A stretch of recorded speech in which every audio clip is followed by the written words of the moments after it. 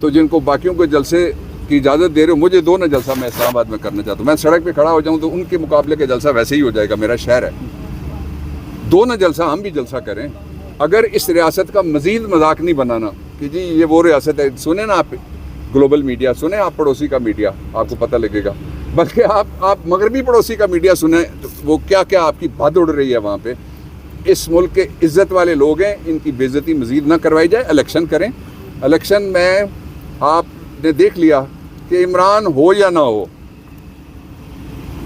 मारेगा वही सबको। सर लतीफ़ खोसे को शोकॉज जारी किया गया आपके बुकला कन्वेंशन में शिरकत में, जहाँ पर आपने भी खिताब किया, क्या कहते हैं पीपल्स पार्टी की जानिब से? नहीं, ये पार्टी और उनका। सर नवाज शरीफ वापस आ रहे हैं, सर आप क्या समझते हैं? अगर कहीं किसी अदालत ने तो नहीं सर, अगर नवाज शरीफ की वापसी के बाद खान साहब जेल के अंदर रहे और नवाज शरीफ बाहर हो, उनको हथकड़ियाँ ना लेके, जिस तरह आपने कानून के हवाले से भी बात की है गुज़िश्ता रोज, तो सर पाकिस्तान की नवाज शरीफ बाहर कैसे हो भाई? मुल्जिम है, भागा हुआ मुजरिम है, अदालती मफरूर है, वो अंदर ही होगा, बाहर नहीं होगा। Thank you sir.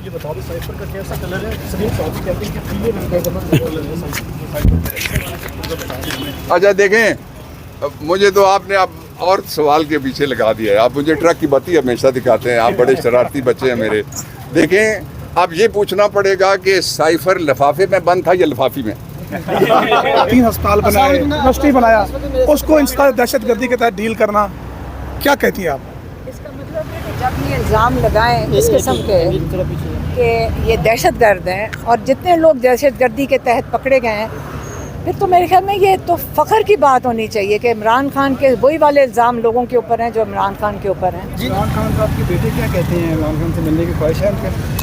बेटा बिल्कुल ख्वाहिश है उनकी, वो पहले फ़ोन पे तो बात करवा दें, हम उनको यहाँ कहाँ बुलवाएं पाकिस्तान में इस वक्त, लेकिन फ़ोन पे भी नहीं अभी इजाज़त मिल रही बात। आप पे भी मुख्तलिफ केसेस में इल्ज़ाम हैं, आपके ऊपर केसेस भी चल रहे हैं, कैसे देखते हैं? वो दहशत गर्दी के, आजकल तो मुझे कोई कह रहा था कि ये तो बड़े फ़ख्र की बात है, दहशत गर्दी के केस हैं आपके ऊपर। ये पूरा साइफर में यही है ना कि डोनाल्ड ल्यू ने क्या कहा है, तो डोनाल्ड ल्यू को बुला लें पाकिस्तान, कोर्ट में आए, आकर बताए उसने ये कहा था कि नहीं कहा था।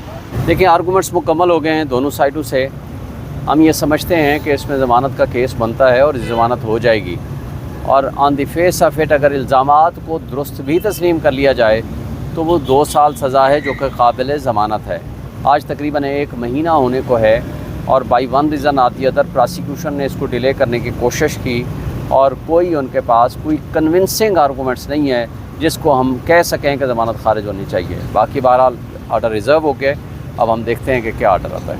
सर नैब पहुंच चुकी है इस वक्त अटक जेल में इमरान खान से 190 मिलियन पाउंड के हवाले से तहकीकात करने के लिए, और खदशा यही ज़ाहिर किया जा रहा है कि उनको इसके अंदर गिरफ्तार किया जाएगा, तो क्या कहेंगे इस हवाले से आप?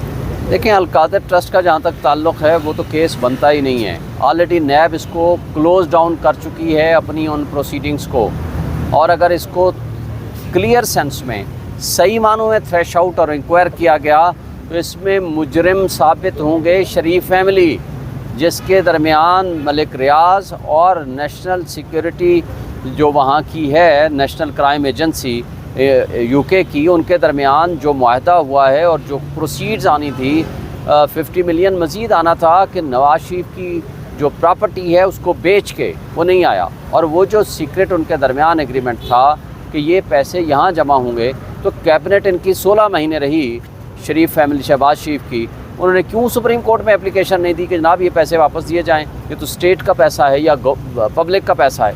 ये ऐसा नहीं था। बहुत सारी चीज़ें इसमें ऑलरेडी आ चुकी हैं। मेरा ख़्याल है कि उसमें वो तफ्तीश के लिए तो वो जा सकते हैं, लेकिन मेरा नहीं ख्याल कि उसमें वो गिरफ़्तारी डालेंगे। बहरहाल अगर उन्होंने कुछ किया तो हमारा राइट होगा कि हम उसके लिए बेल मूव करें, और वैसे भी मेरा ख्याल है इसमें एक प्रोटेक्टिव बेल के लिए हम हाई कोर्ट, सुप्रीम कोर्ट में जा चुके हैं, तो अगर इसमें ज़मानत होगी तो हम होपफुल हैं कि सारे केसेस में, चूँकि पहले केसेस में उनमें ज़मानत में वो थे, तो नॉन अपीयरेंस की वजह से, यानी अदम पैरवी की वजह से वो ज़मानत खारिज हुई थी, तो उसकी कोई लीगल वैल्यू तो है नहीं।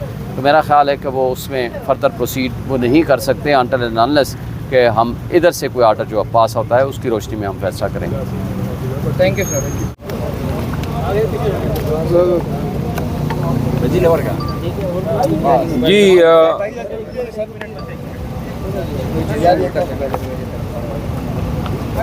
जी थोड़ा अच्छा बस ठीक है